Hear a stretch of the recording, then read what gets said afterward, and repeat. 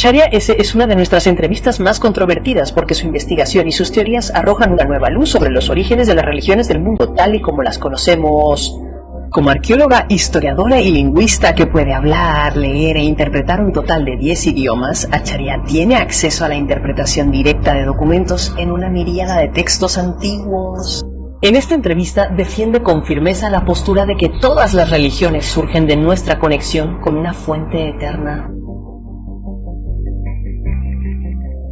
Empecemos por la génesis de toda esta progresión de tu obra y cómo acabaste en una posición que básicamente acaba con la noción de mitos cómodos de todos los demás y su comodidad con su propia religión. Básicamente me está preguntando, ¿cuándo surgió este interés tuyo? ¿Cómo evolucionó?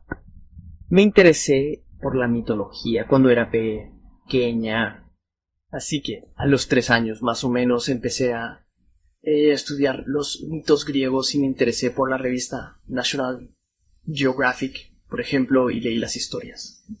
Intentaban reconstruir los viajes de gente como Odiseo o Ulises. Así que ver películas como esas, las de Sinbad o las de Ulises, me hizo interesarme mucho por este tipo de historias.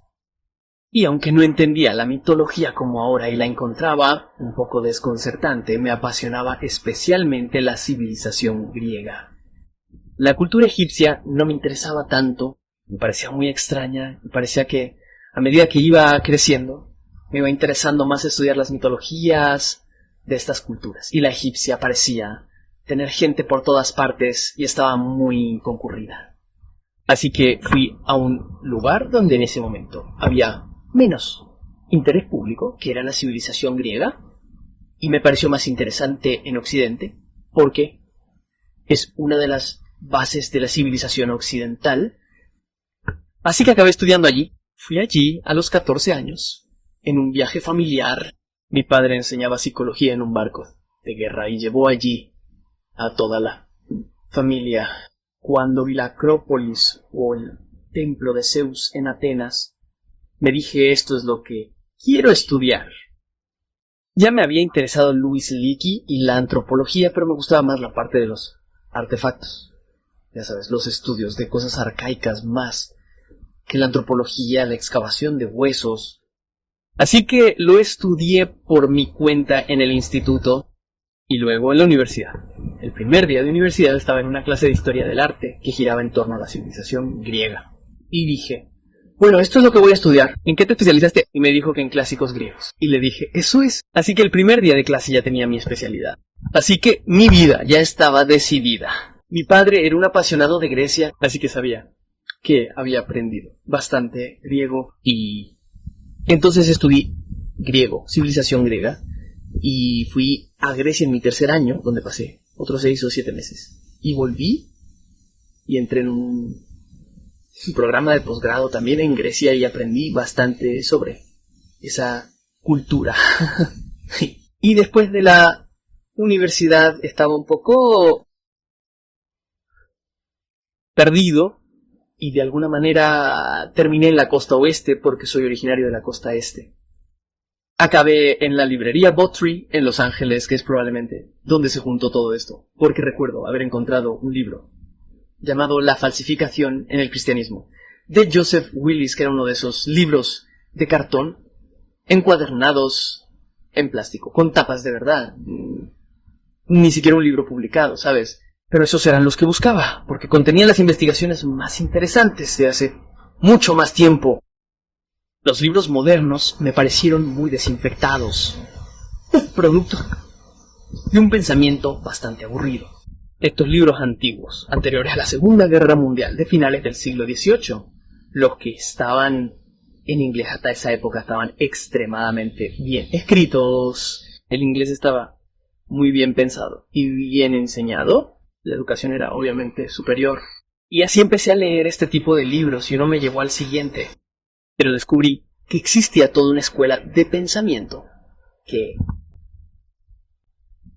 Heide decía que nuestros íconos modernos, especialmente Jesucristo, eran tan míticos como Hércules, Zeus, Atenea, Adonis, Thor y todos los demás dioses que nos habían enseñado a descartar casi por completo, porque no eran más que mitos.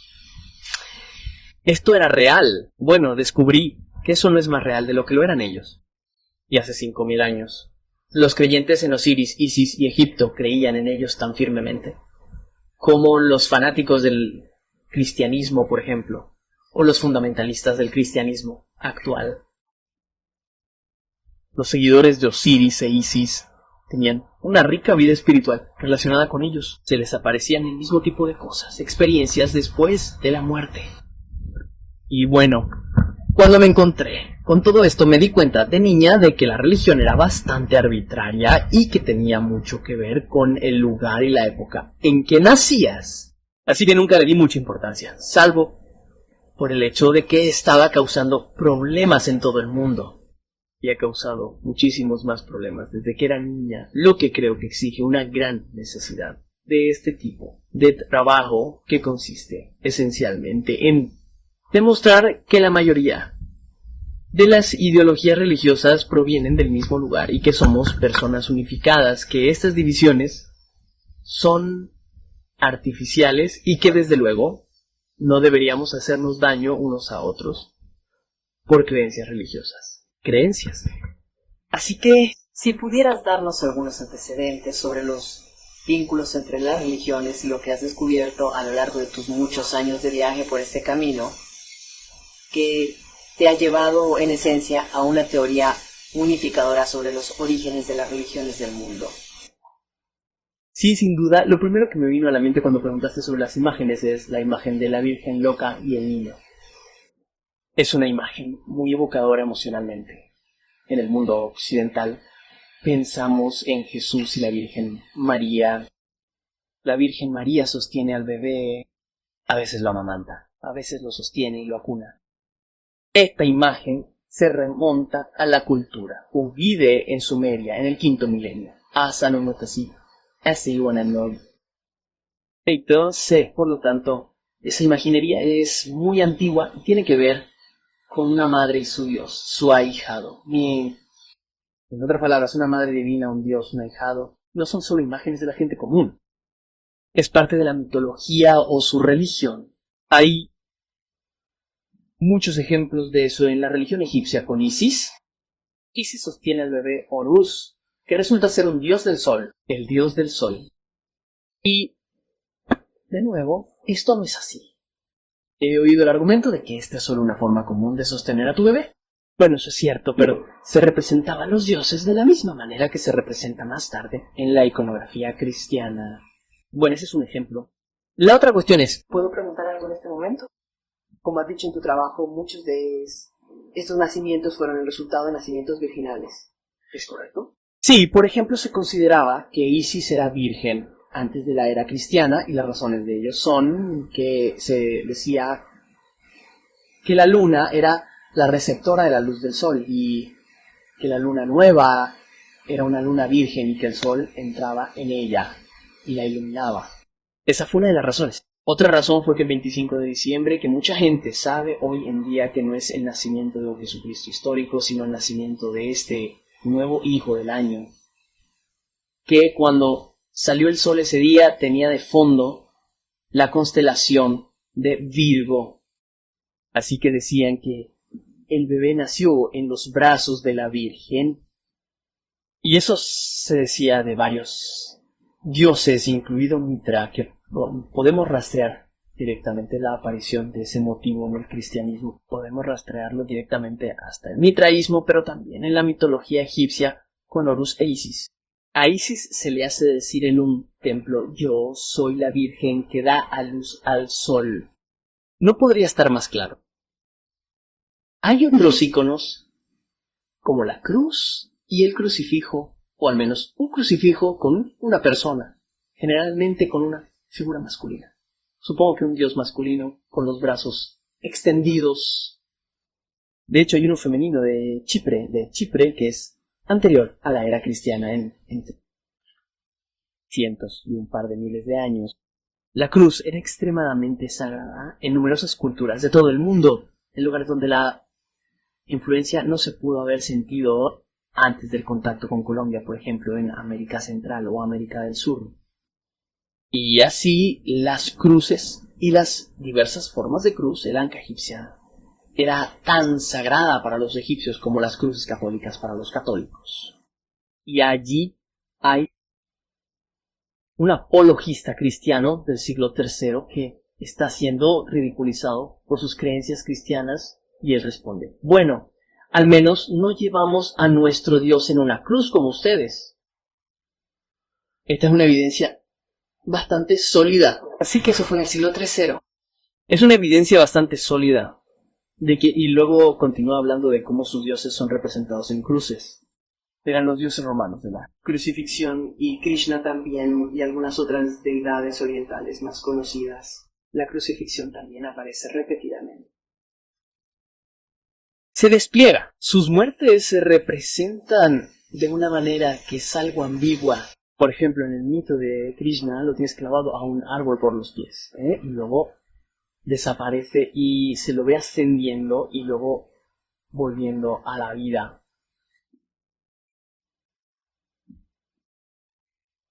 En términos menos ortodoxos se lo ha llamado crucifixión de la misma manera.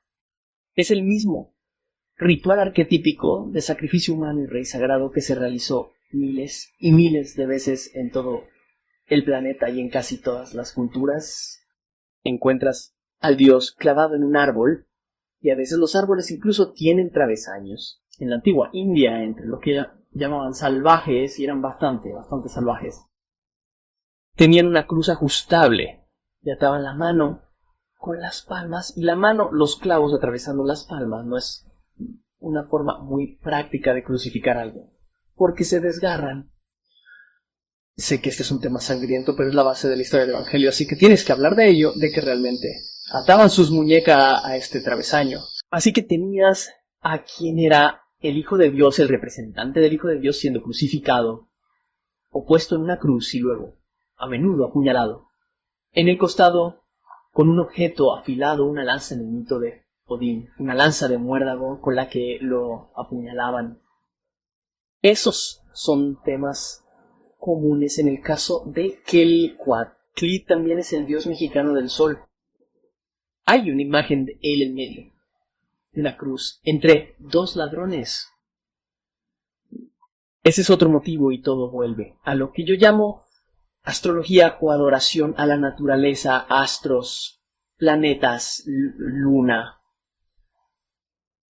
Los ladrones son considerados el cielo nocturno, que roba la luz del sol. Así que está crucificado entre los ladrones.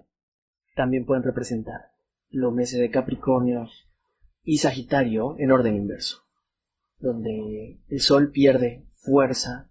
En realidad serían Escorpio y Sagitario. Dos ladrones le roban su fuerza, la fuerza del dios del sol. Y Sagitario con la flecha es la herida lateral, disparando una flecha al sol. Es esa lanza en el sol, o la lanza en el sol.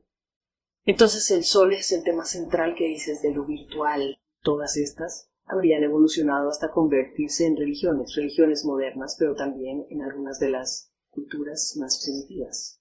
Se puede remontar el culto extremo al sol al comienzo de la era agrícola. Depende de nuevo de dónde se hable, porque algunos lugares parecen de hace 10.000 años, pero ahora hay lugares bajo el agua que seguramente eran zonas agrícolas. Así que podría ser incluso anterior a su desarrollo. Yo diría que se remonta a antes. Y si nos fijamos, ahora estamos encontrando mapas estelares en cuevas de 35.000 años de antigüedad en Altamira, España, etc. Esta astrología, que también implica la luna y las estrellas, se remonta a decenas de miles de años atrás, posiblemente hasta el Homo sapiens sapiens, ya sabes, el hombre anatómicamente moderno. Porque eso es lo que observaban y tenía que ayudar en el caso de la luna. El culto a la luna también era un gran foco central y por eso tenemos diosas que son la luna, como Isis, Ager, Ustar e incluso Atenea hasta cierto punto. Todos adquieren estas cualidades porque estos objetos eran muy poderosos y había que estudiarlos para saber cuándo plantarlos y cuándo cosecharlos. Y curiosamente, no mostré eso Bueno, no mostré esa imagen, pero hay una imagen que podemos mostrar de la Venus de Lel sosteniendo las 3 lunas crecientes con el cuerno utópico, con 13 marcas. Lusader. Y creo que las 13 marcas se supone que son las 13 lunas de 28 meses y 28 días de duración. Eso apunta a que las mujeres fueron las primeras cronometradoras porque sus lunas se correspondían con las lunas. Así que eso se remonta a 25.000 años o más. Y a medida que pasa el tiempo te desarrollas mucho más en lo que intentas hacer en la vida y no solo salir a cazar y recolectar y los seres humanos. No solo gruñían, desarrollaban el lenguaje. Había genios entre ellos como los hay hoy en día. Estoy seguro de que alcanzaron estados avanzados. Tengo la firme sospecha de que desarrollaron una cultura muy avanzada. Al menos en lo lingüístico. Llegaron a un punto álgido. Quizás esa lengua se haya dividido en 1000 y ya no sea tan avanzada. Pero por ejemplo el sánscrito alcanzó un pico muy alto, la lengua védica antes de eso. No hay razón para que si tienes 100.000 años de existencia humana en el planeta y ese es el marco temporal ortodoxo genérico actual, no haya ninguna razón para que no pudieran haber alcanzado ese nivel anteriormente. Y con ese tipo de cultura avanzada también llega una narración avanzada. Y si intentas transmitir, y no sabemos nada sobre la escritura, pero si intentas transmitir historias que son cruciales para tu vida y que tienen que ver con la naturaleza, vas a contar una historia sobre ellas. Por eso personificaron a estas entidades. Y con el tiempo, como la información era tan importante, se convirtió en parte de lo que se llama los misterios. Y es por eso que las masas no lo saben hoy en día. Y esta es la razón por la que las masas en ese entonces estaban un poco confundidas en cuanto a qué adoraban realmente. Así que vamos entonces y sin interrumpirlos continuemos desde ahí en adelante. Las diapositivas que vi hoy temprano representan prácticamente todas las religiones conocidas interactuando de alguna manera con una deidad del sol, incluida la religión cristiana. Creo que las fuentes son de Irlanda y de Europa, donde los monjes adoran al sol o en otra imagen la mano de Dios extendiéndose desde el sol hasta Jesucristo. ¿Puedes explicarnos cómo evolucionó esto? ¿Y por qué evolucionó hasta convertirse en lo que ahora se conoce como las grandes religiones del mundo? ¿Cómo sucedió esto y se asoció con nombres específicos en cada caso? Bueno, estos misterios son la clave para la conexión de todas estas religiones. Cuando te adentras en el estudio de los misterios, descubres que tienen este personaje central, que es el gran arquitecto del cosmos, el gran albañil, el gran herrero, el gran carpintero, el gran médico, y que todos esos son epítetos del sol.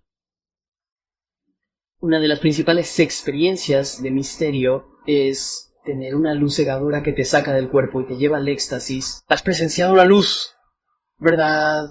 Y él mismo es la luz visible para cada ojo en el mundo entero. Así que esto ya existía. El culto al sol era evidente para la gente en sus festivales, como Pascua y Navidad. Incluso los solstices podrían haber sido evidentes para la gente en general, pero en los misterios entraban en más detalles sobre las historias. Desarrollaban cosas muy específicas, por ejemplo, el gallo Pedro, que niega a Cristo 3 veces. Es Pedro, el gallo es el gallo que canta por la mañana. El gallo canta 3 veces antes de que salga el sol. Es el guardián. Este fue un motivo descubierto por la gente. El gallo ha cantado 3 veces. El sol está a punto de salir. Bueno, lo que ocurre es que en el Imperio Romano, en la época en que se estaba creando el cristianismo, había muchos temas en torno a todos esos dioses y diosas diferentes, y muchos de ellos habían asumido atributos solares.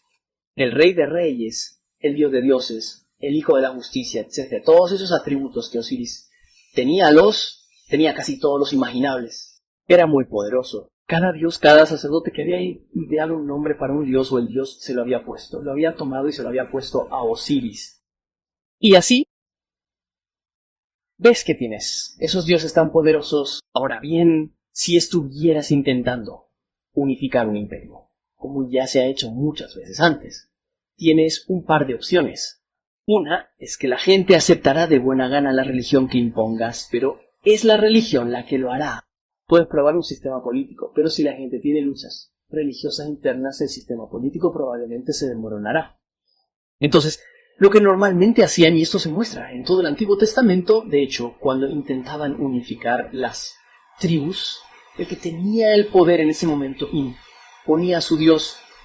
Normalmente era un dios masculino. Hubo algunos periodos muy sanguinarios con las diosas y dioses femeninos también, pero digamos que Yahvé, el dios bíblico, era un dios volcánico tribal local. Y su grupo de seguidores resultó ser, ya sabes, más desagradable, más despiadado, más poderoso y físicamente más astuto. Tomaron un pueblo, una aldea, lo diezmaron y luego impusieron a Yahvé y degradaron al dios local.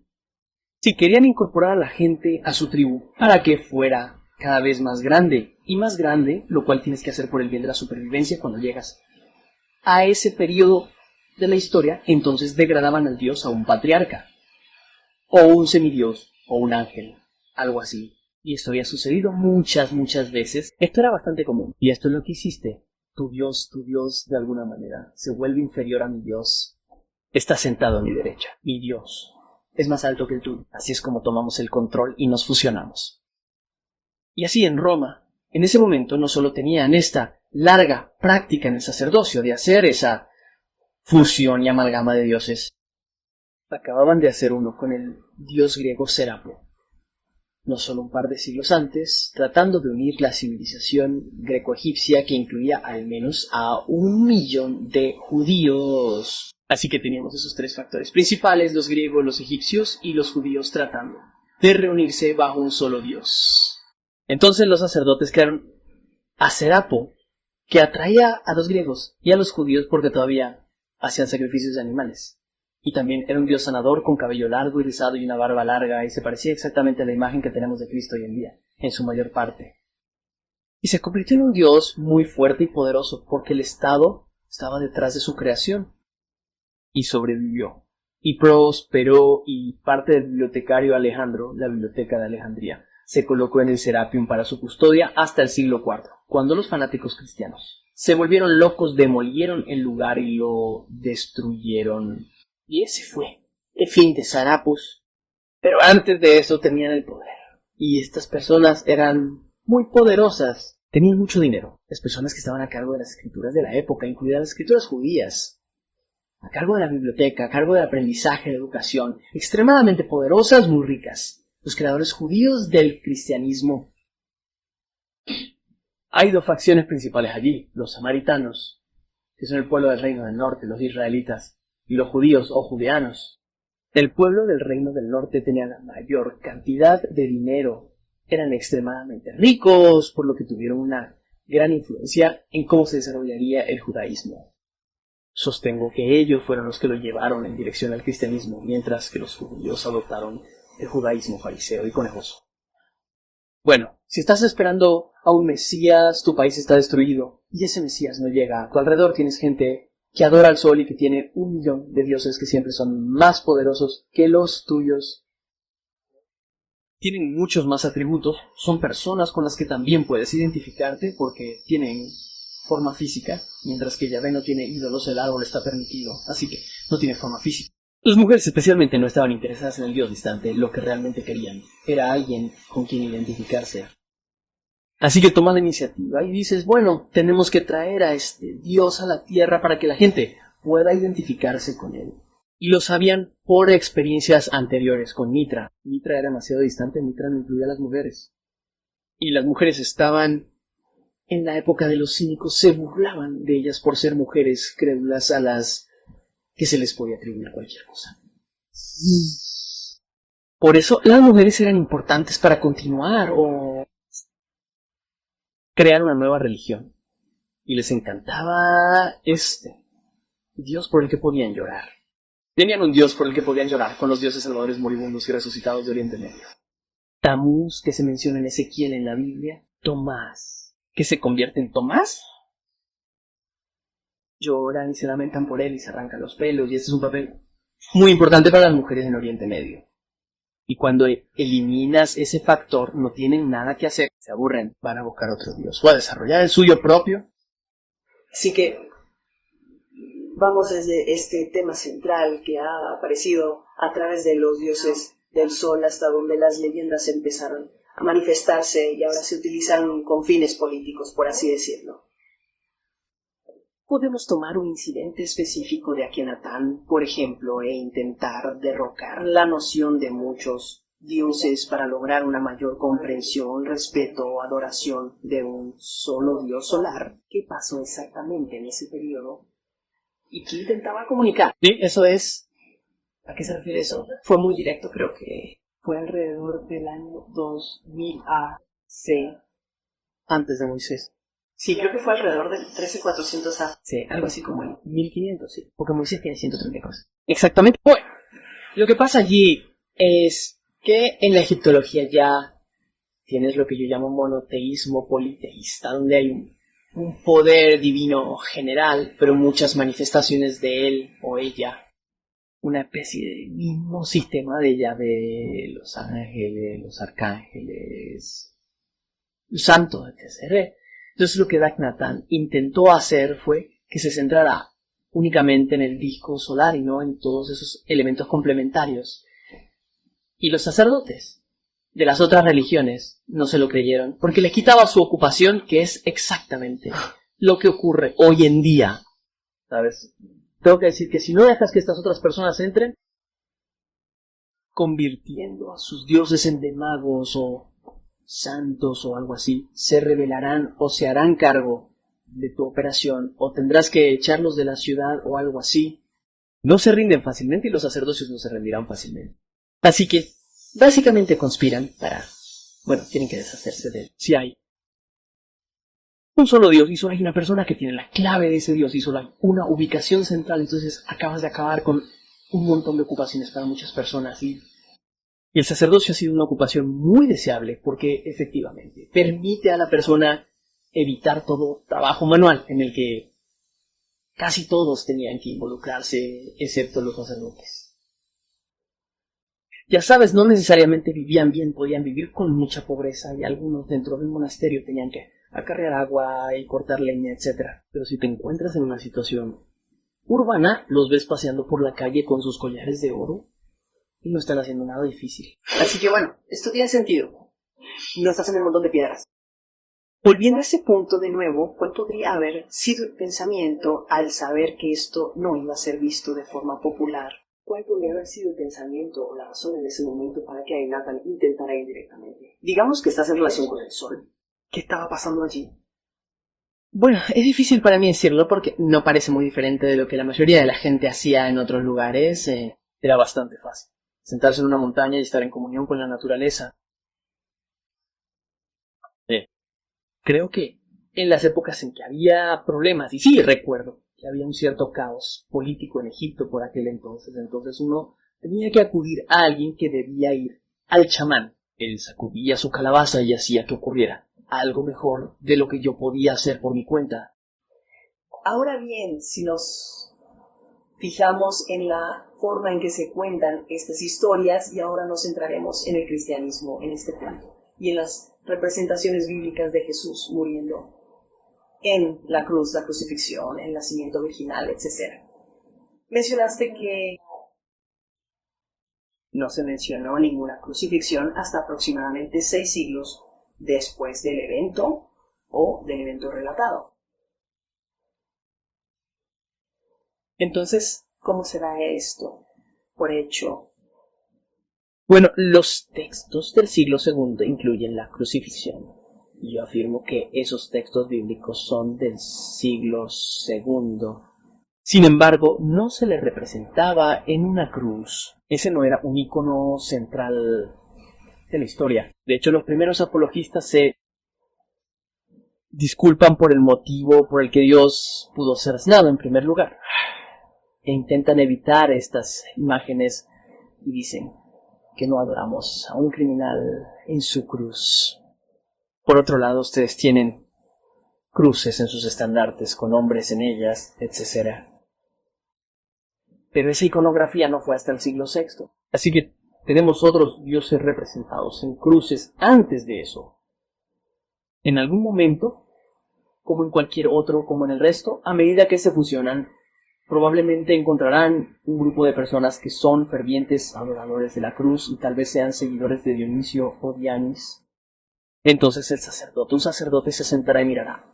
Nuestro Dios también estaba en una cruz, y aquí hay una imagen, tome esta en su lugar, y así es como llegó a ser usurpada. Entonces, ¿qué pasa con la entidad real que se conoce como Jesús? Si observan la obra, digamos, de Lawrence Gardner, Bloodline of the Holy Grail, dice que sí, que la entidad existió. Esta persona existió, pero no fue exactamente como se relata la historia en la Biblia, sino que, más bien, eran títulos. Incluso el nombre José, por ejemplo, era más un título.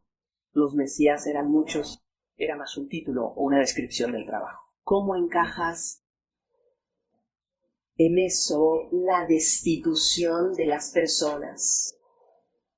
Bueno, la palabra Cristos está en el Antiguo Testamento. Se usa docenas de veces en referencia a varias personas, incluido Ciro, el rey de Babilonia, que estaba a cargo, o el persa, que estaba a cargo de Babilonia durante el llamado exilio. Los judíos creían que era el Cristos, Salvador y Mesías.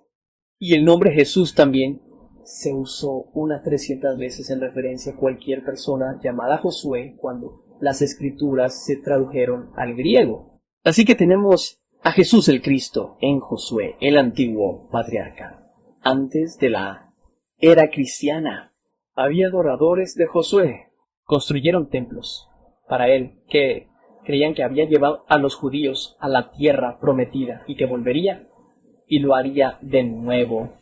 Así que estaban esperando que Josué, Jesús, el Mesías, Cristo, volviera de nuevo. Y así, de inmediato, te encuentras en territorio sospechoso porque vaya, de repente aparece y sin embargo ninguno de los historiadores lo ve. Así que, sin duda, había gente, no digo que Josué fuera una persona real. Josué también era un dios, dijo, pero uno de los dioses a los que servían los cultos de Yahvé para crear un territorio unificado más grande eran los seguidores de Josué.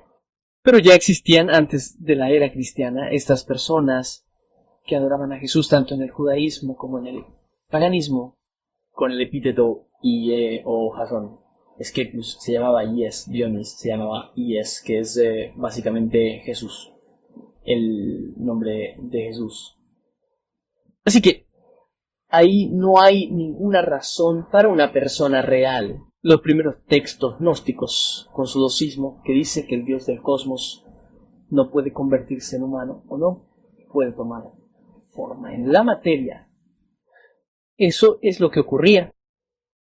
Realmente no hay razón para buscar a una persona, a menos que alguien empezara a decir, oye, sí, esa era una persona real y vivió aquí y allá. En otras palabras, los judíos que lo escribieron, o los israelitas, probablemente fueron los que lo escribieron, sin duda eran conscientes de que se trataba de una alegoría que estaban situando en una época diferente, porque cometieron una enorme cantidad de errores al situarlo en esa época.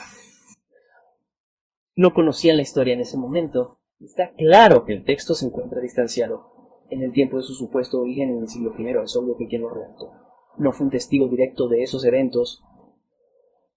La gente podrá encontrar allí cualquier cosa que quiera. Tiene toda esa cuestión de la sangre sagrada y el santo grial. Pero antes de la llegada del cristianismo a las Islas Británicas ya existía una copa del santo grial.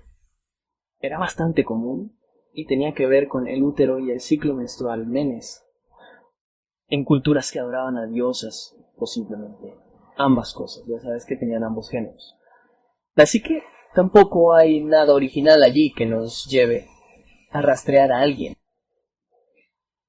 Supongo que lo que me pregunto es si es posible que sea casi como si estuviéramos hablando de una superposición de dioses para personas que eran muy reales en esa época. Es solo que se les atribuye un estatus divino porque tal vez estaban socialmente muy arriba en la escala o en términos de su educación, o tal vez incluso por haber pertenecido a sociedades místicas y eran parte de la jerarquía de aquellos que en esencia estaban creando las necesidades de la religión de esa época. Entonces es posible que algunas de estas personas realmente existieran, pero no como los conocidos, ahora como hijos de Dios. No los personajes principales, no los grandes como Krishna, Cristo, Budo, Ciro, Hércules, Thor, Zeus. No, esos son mitos. Esta batalla ha adoptado al menos 3 perspectivas. Una es la de las personas que creen que son totalmente ciertas y que sucedieron en la vida real y que todo es cierto sobre ellas, incluida la divinidad de Dios, etc. La segunda es la de las personas que han pensado que había alguien allí que existió y luego juntaron un montón de cuentos de hadas y mitos a su historia. Y la tercera perspectiva es que son entidades míticas desde el principio. Y para explicarlos tenemos que decir que las personas que crearon la historia tomaron los mitos y los pusieron en la historia, los forzaron a formar parte de la historia. Hay ejemplos de los dos últimos. No podría dar ejemplos del primero, eso me convertiría en creyente de alguna religión. Pero la segunda, claro, cosas como Alejandro Magno, a veces tenía atributos sobrehumanos en su historia y muchos gobernantes los tenían, pero mira, aquí es donde te metes a investigarlo, muy en profundidad para averiguar. Vale, esto que se llama evismo es cuando tomas a una persona y atribuyes todo tipo de cuentos de hadas y mitos a su biografía mundana. Ahí es donde tienes que meterte ahí con un microscopio y averiguar, ¿hay algún núcleo en esta cebolla? Una vez que empiezas a pelar las acumulaciones míticas, la gente del seminario de Jesús desecha todos los mitos y muchos de los dichos que habían descubierto que se habían encontrado en otras culturas y que no eran originales de Jesús. Y nadie. Se les ocurrió el sabio cínico que vagó y dijo algunas cosas. Pero luego puedes ir incluso más allá y decir, bueno, pero esos dichos no son atribuidos. Esos dichos tampoco son originales y puedes rastrear esas cosas en algún otro lugar antes de la era cristiana. Así que realmente terminas con una amalgama de... No hay forma de evitarlo. Es una amalgama de, digamos, 20 caracteres y... Gerald Massey dijo una vez que un compuesto de 20 personas no es nadie. Así que incluso si pudieras encontrar a alguien que lo señalara, eso comienza a desvanecerse. Ahora bien, en lo que respecta a alguien como Pablo, que probablemente de todos los cristianos del Nuevo Testamento, Pablo es probablemente el que tiene más historicidad. Sin embargo, no aparece en la historia en ningún lado, aunque afirma que causó todos esos problemas entre los judíos y Josefo estaba cerca y no registra ninguno de esos movimientos militares en los que entró y mató a un montón de personas, y eso no se encuentra en ninguna parte de la historia. Y pensarías, ¿qué quiero decir? Los judíos se enfadan bastante. Si entras y los matas en misa, lo registrarían en algún lugar, pero no hablan de Pablo en absoluto. Y luego descubres que, bueno, no es extraño que los viajes de Pablo lo lleven a fortalezas de hermandad. Esta hermandad podría llamarse masónica. Se podría decir que tiende a ser masónica porque construían con piedra, y la piedra es la que más dura, pero también son como dioses carpinteros y dioses guerreros.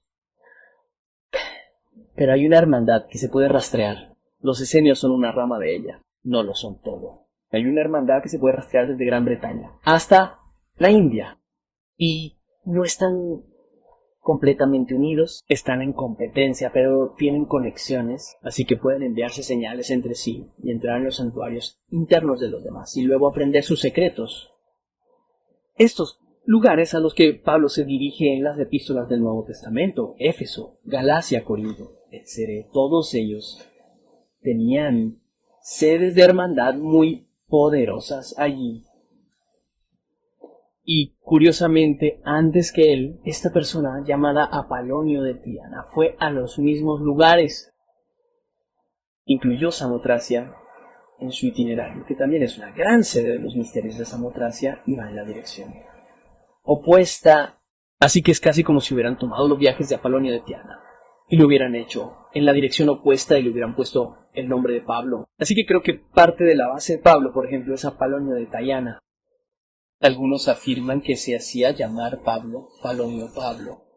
Y luego, curiosamente, 5 siglos antes de eso, Orfeo fue exactamente a los mismos lugares, aprovechando al gran dios Dioniso, que era nuestro Salvador, Señor y Salvador, que murió y resucitó y que se hacía llamar Ie.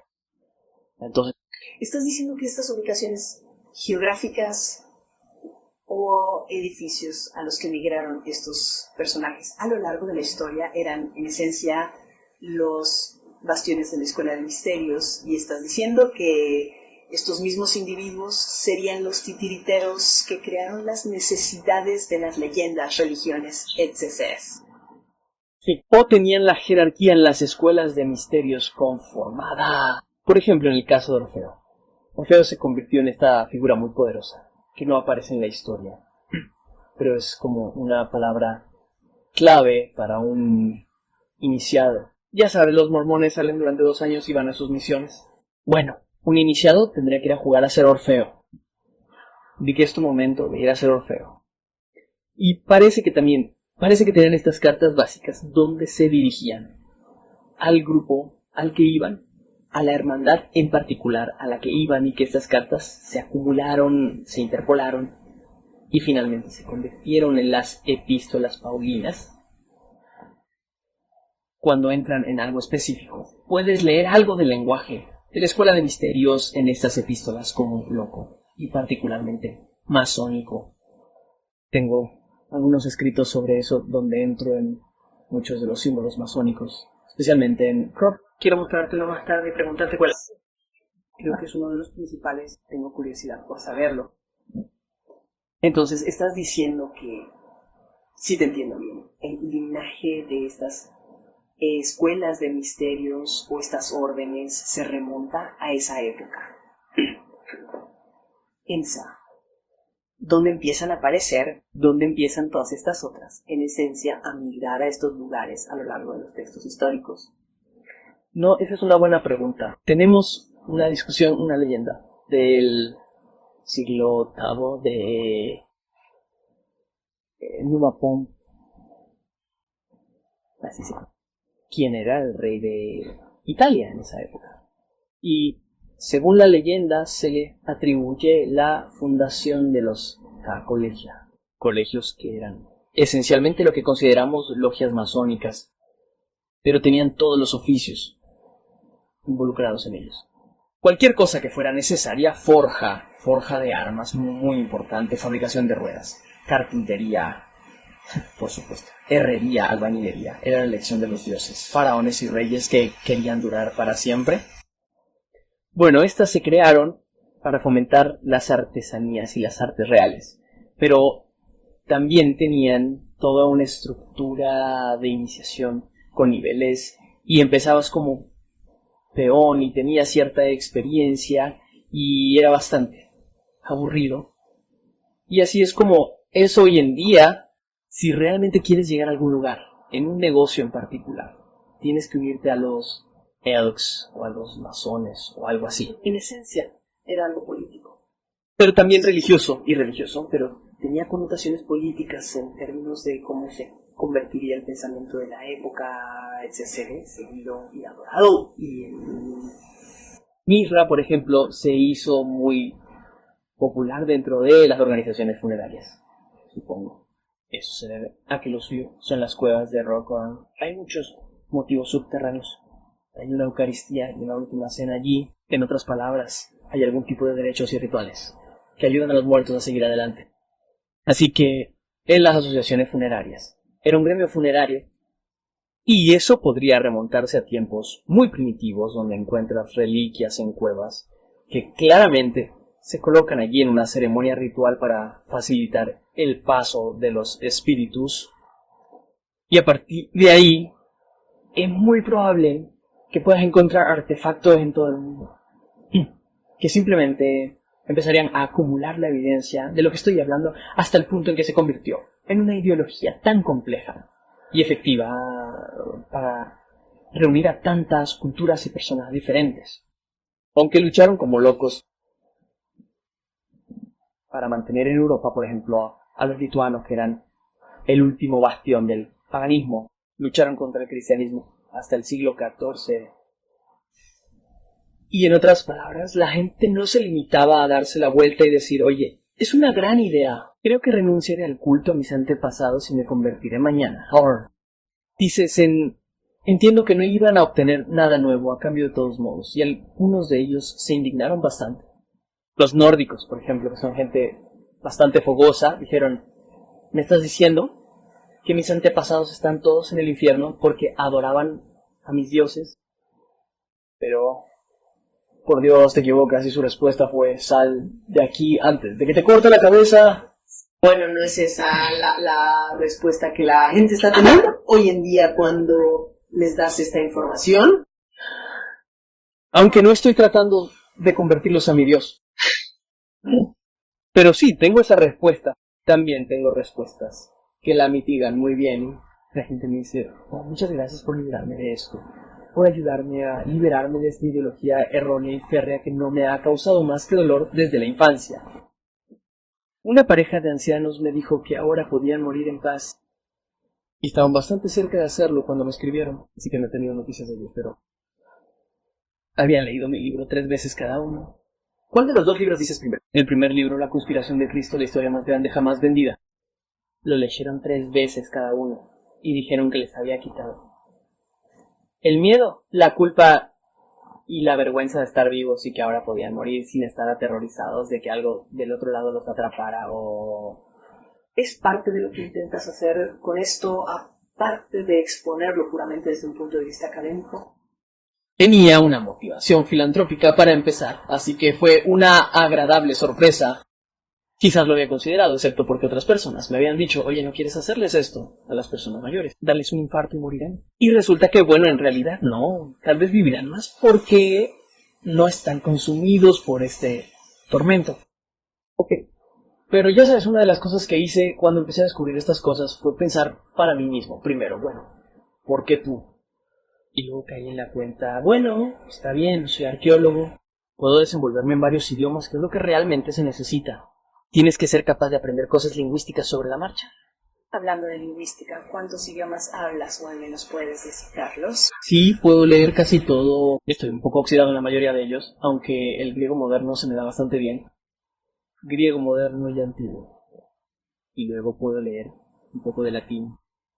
Francés lo leo muy bien. Español, italiano, puedo leer.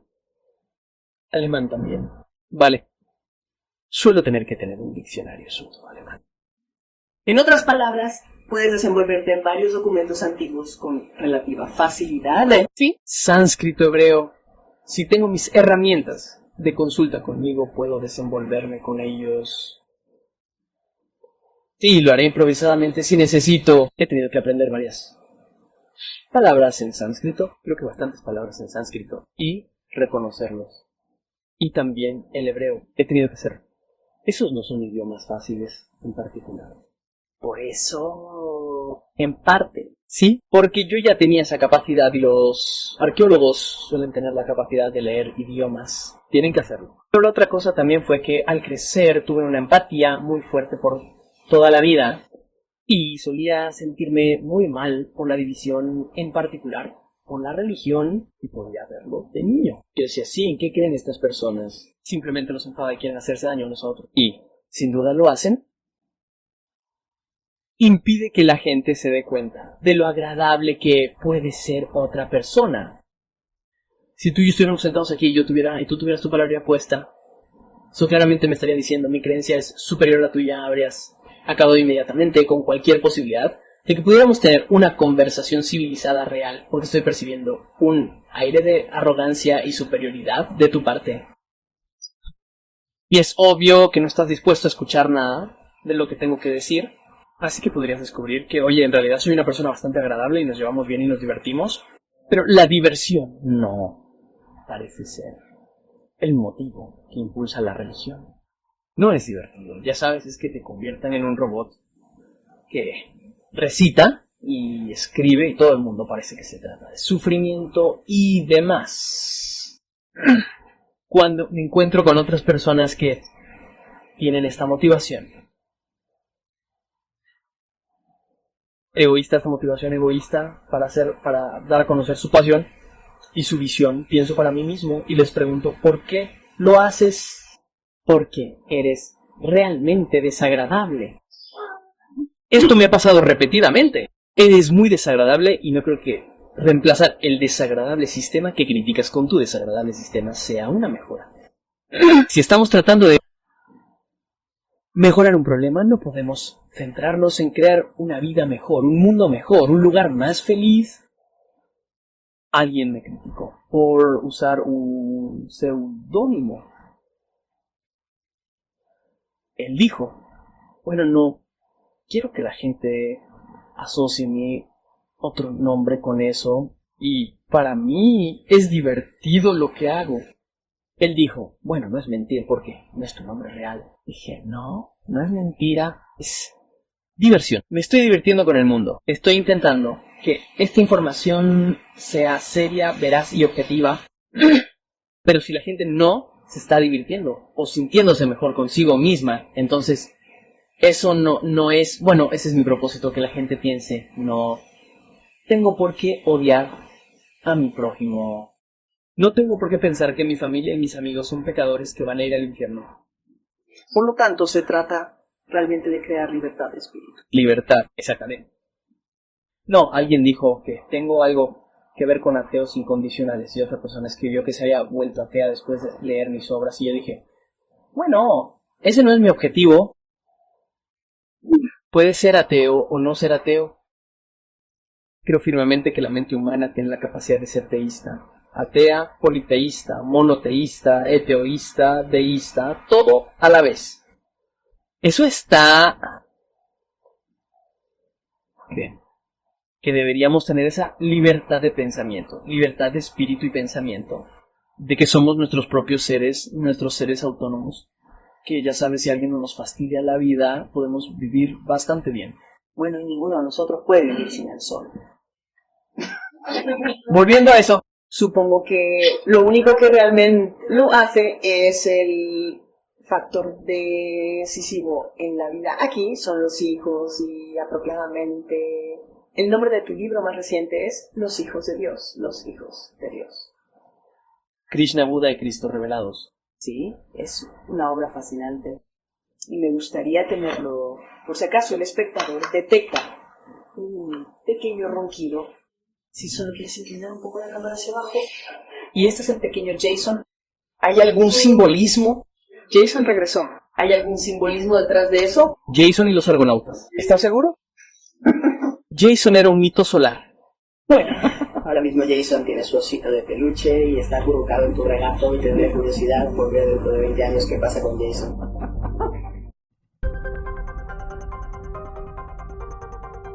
Si te gustó el contenido del canal, no olvides suscribirte, darle campanita para notificaciones. Tenemos el botón de unirse para aquellos que nos quieran apoyar como miembros. Pero por ahora sería todo y nos vemos en la próxima.